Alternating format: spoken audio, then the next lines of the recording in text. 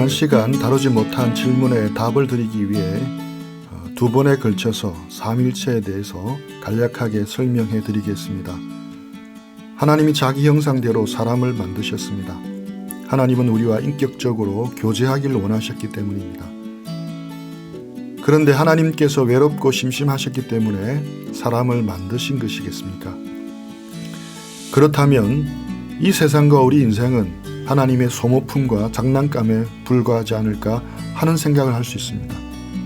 이 질문에 대한 답을 설명하려면 삼위일체 하나님에 대한 이해가 조금 필요합니다. 그래서 오늘과 다음 시간에 삼위일체 하나님에 대해 설명해 드리고자 합니다. 삼위일체 교리는 대단히 중요한 성경의 가르침입니다. 그리고 대단히 어려운 가르침이기도 합니다. 특히 성경을 처음 접하시는 분들에게 더 어려울 수도 있습니다.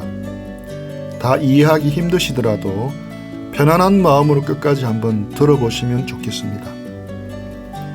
우리가 예배할 때마다 신앙을 고백하는 사도신경이라는 것이 있습니다. 이것과 함께 초대교회 때 신앙 고백을 했던 신조가 있는데 아타나시우스 신조라는 것이 있습니다. 그 신조의 앞부분에 이런 말이 나옵니다. 누구든지 구원받기를 원하는 사람은 보편적인 신앙을 지녀야 합니다. 이 신앙을 지키지 않는다면 의심의 여지 없이 파멸에 이를 것입니다. 이 보편적인 신앙은 삼위로서 한 분이시고 한 분으로서 삼위이신 하나님을 믿는 것입니다.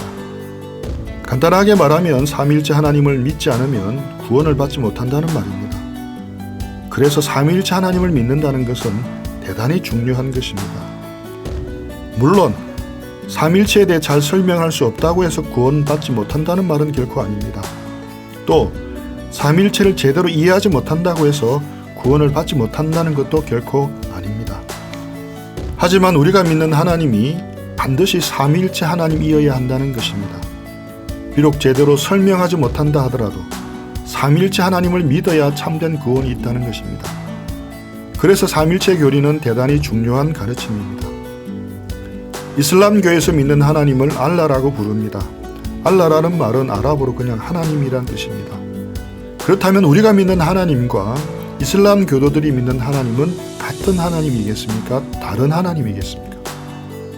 또 유대교 교인들이 믿는 하나님의 이름은 여호와입니다. 우리가 믿는 하나님의 이름도 여호와입니다.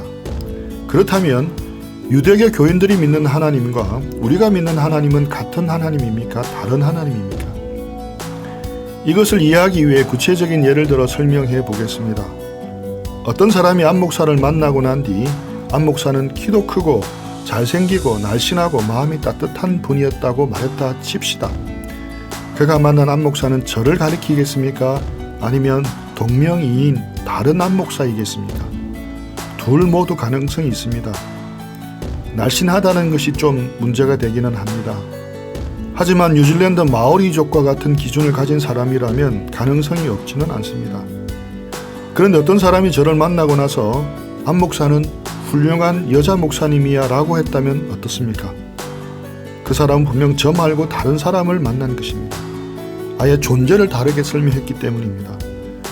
결코 같은 안 목사일 수가 없습니다. 마찬가지입니다. 같은 이름을 가진 하나님이라도 다른 존재일 수 있습니다. 그래서 삼위일체 교리가 중요한 것입니다. 유대교 교인들이 믿는 하나님도 여호와입니다. 우리가 믿는 하나님도 여호와입니다. 그러면 같은 하나님을 믿고 있는 것이라 할 수 있겠습니까? 결론적으로 아닙니다. 유대인들은 본질을 다르게 묘사합니다. 우리는 예수님을 성자 하나님이라고 믿습니다. 하지만 유대교 교인들은 예수님을 하나님이라고 믿지 않습니다. 성령 하나님도 믿지 않습니다. 그냥 단독 위격이신 하나님만 믿는 것입니다. 그런데 우리는 성부 하나님, 성자 하나님, 성령 하나님, 삼위 하나님을 믿습니다. 존재가 아예 다릅니다. 아무리 이름이 같은 한 목사라 해도 만났던 그 사람이 여성이라면 다른 사람입니다. 그런 것처럼 아무리 이름이 같아도 존재를 다르게 묘사한다면 또 다르게 믿는다면 다른 존재인 것입니다. 따라서 유대교 교인들이나 이슬람 교인들은 유일신을 믿기 때문에 실제로 그들은 다른 신을 믿고 있는 것입니다. 그들은 자신들이 만들어낸 다른 신을 믿고 있는 것입니다. 그렇기 때문에 구원이 없습니다. 신천지 교인도 마찬가지입니다. 그들은 삼위일체 하나님을 믿지 않기 때문에 그들에게는 구원이 있을 수가 없습니다. 이것이 우리가 삼위일체를 믿는 중요한 이유입니다. 어렵죠. 처음 기독교를 접하는 사람은 더 어려울 것입니다. 삼위일체에 대한 성경의 가르침은 목사인 저에게도 결코 쉬운 내용이 아닙니다. 하지만 어려움에도 불구하고 우리가 반드시 힘을 다해 이해해야 하는 이유는 우리가 믿는 하나님에 대한 가장 기초적인 지식이기 때문입니다. 그래서 어렵지만 최대한 쉽게 설명하려고 애를 쓰고 있는 것입니다. 그렇다면 성경은 과연 삼위일체 하나님에 대해 어떻게 말씀하고 있겠습니까? 우리는 성경이 가르친 바를 믿는 것이 가장 중요합니다. 일단 구약 성경부터 살펴보겠습니다. 태초에 하나님이 천지를 창조하시니라. 땅이 혼돈하고 공허하며 흑암이 깊음 위에 있고 하나님의 영은 수면 위에 운행하시니라. 1절에 보면 하나님이 계십니다. 2절에 보면 하나님의 영이 계십니다. 여기서 처음으로 하나님이 한 분이 아닌가 하는 생각을 해볼 수 있습니다. 하나님이 이르시되 우리의 형상을 따라 우리의 모양대로 우리가 사람을 만들고 그들로 바다의 물고기와 하늘의 새와 가축과 온 땅과 땅에 기는 모든 것을 다스리게 하자 하시고, 이 구절에서 특이한 단어가 3번 반복해서 나옵니다. 우리의 형상, 우리의 모양, 우리가 라는 표현입니다. 하나님께서 스스로를 칭하시면서 우리라고 하십니다. 자기 자신을 단수가 아니라 복수로 지칭하십니다. 창세기 1장만 읽어도 하나님이 한 분이 아닐 것 같다는 생각을 하게 됩니다. 구약 성경을 계속 읽어나가면 이런 생각을 더하게 만드는 성경 구절이 많이 나옵니다. 여호와의 사자가 떨기나무 가운데로부터 나오는 불꽃 안에서 그에게 나타나시니라. 그가 보니 떨기나무에 불이 붙었으나 그 떨기나무가 사라지지 아니하는지라. 이에 모세가 이르되 내가 돌이켜 이 큰 광경을 보리라. 떨기나무가 어찌하여 타지 아니하는고 하니, 모세는 광야에서 양을 치다가 불이 붙은 떨기나무를 보게 됩니다.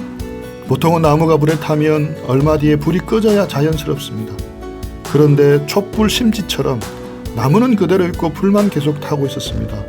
모세는 신기한 광경을 목격합니다. 가까이 가서 보니 여호와의 사자가 그 불 속에서 나오십니다. 여기서 여호와의 사자가 누구를 가리키겠습니까? 구약 성경에 사자라고 하면 보통 천사라고 많이 번역됩니다. 여호와의 사자는 보통 천사로 번역되는데 이 구절에서 좀 이상합니다. 여호와께서 그가 보려고 돌이켜오는 것을 보신지라. 하나님이 떨기나무 가운데서 그를 불러 이르시되 모세야 모세야 하시매 그가 이르되 내가 여기 있나이다. 하나님이 이르시되 이리로 가까이 오지 말라. 네가 선 곳은 거룩한 땅이니 네 발에서 신을 벗으라. 분명히 2절에서는 여호와의 사자라고 했는데 4절에서는 여호와께서라고 했다가 4절 5절에서는 하나님이라고 합니다. 그 여호와의 사자는 모세에게 신을 벗으라고 요구합니다. 이것은 예배를 요구한 것입니다. 원래 천사는 하나님께 예배할 뿐이지 천사 자신이 사람에게 예배를 받지 않습니다. 그런데 출애굽기 3장에 나타난 이 사자는 경배를 받을 뿐 아니라 요구합니다. 그렇다면 이 존재는 누구이겠습니까? 계속 성경을 찾아보겠습니다. 마노아가 또 여호와의 사자에게 말하되 당신의 이름이 무엇이니까? 당신의 말씀이 이루어질 때 우리가 당신을 존귀 여기리다 하니, 여호와의 사자가 그에게 이르되 어찌하여 내 이름을 묻느냐? 내 이름은 기묘자라 하니라. 삼손의 아버지 마노아 앞에 여호와의 사자가 등장했습니다. 마노아가 여호와의 사자에게 이름을 묻자 내 이름은 기묘자라고 말씀합니다. 기묘자는 영어로 원더 혹은 원더풀로 번역됩니다. 기묘, 즉 내 이름은 놀라움이라는 것입니다. 이 존재는 여호와의 사자라고 하는데 분명 여호와는 구분이 됩니다. 그러면 이 존재가 누구이겠습니까? 다음 구절을 보면 분명히 알 수 있습니다. 이는 한 아기가 우리에게서 낳고 한 아들을 우리에게 주신 바 되었는데 그의 어깨에는 정사를 메었고 그의 이름은 기묘자라, 모사라, 전능하신 하나님이라, 영존하시는 아버지라, 평강의 왕이라 할 것입니다. 이사야 선지자가 오실 메시아에 대해서 예언하고 있는 장면입니다. 평화의 왕이 오는데 그 평화의 왕이 아기라고 합니다. 아기인데 그 이름은 기묘자이고 전능하신 하나님이라고 합니다. 태어난 아기가 영원한 근원이라고 합니다. 그럼 이분은 누구입니까? 우리 구주 예수 그리스도입니다. 그러면 우리가 살펴본 여호와의 사자라고 이름하면서 활동하신 분이 누구인 줄을 알 수 있습니다. 바로 예수님입니다. 더 정확하게 표현하자면 구약시대에 활동하셨던 성자 하나님이십니다. 우리는 구약시대 때는 성부 하나님만 활동하신 것으로 알고 있는데 오해입니다. 성육신화 시기 전이신 성자 하나님, 즉 예수님도 활동하신 것입니다. 구약시대에도 성자 하나님도 이미 자기 백성들을 돌보시고 사랑하시고 계속해서 은혜를 베푸셨습니다. 그뿐만 아니라 성령 하나님의 활동에 대해서는 구약 성경에 엄청나게 많이 나옵니다.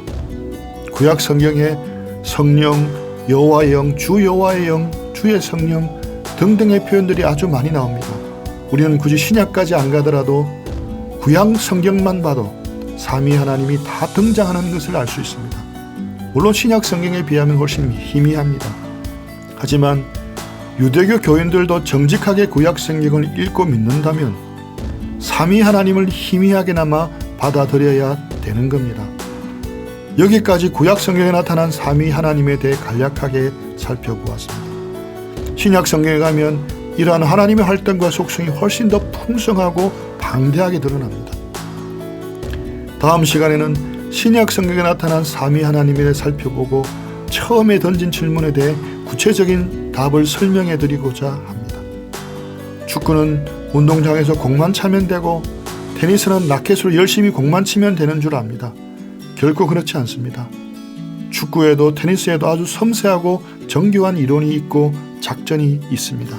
하물며 스포츠 종목 하나도 그렇다면 우리가 믿는 신앙은 어떻겠습니까? 불교와 이슬람교를 믿는다면 절기에 맞춰서 절에 찾아가고 사원에 찾아가면 됩니다. 따로 공부할 필요가 굳이 없습니다. 하지만 성경을 믿는 기독교인이라면 결코 그렇게 해서는 안 됩니다. 일주일에 한 번 정도 교회를 다니는 것으로 신앙생활 다 했다라고 여기면 결코 안 됩니다. 우리는 평생 성경을 배워야 합니다.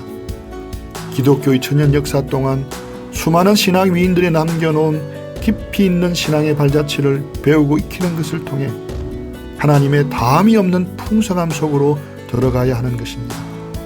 그래서 기독교인은 공부하는 사람이 되어야 합니다. 안 목사와 함께하는 커피 브레이크 시간은 좀 더 쉽고 편안하게 성경에 대해서 배울 수 있도록 돕는 입문 과정이라 할 수 있습니다. 다음 시간에 뵙겠습니다.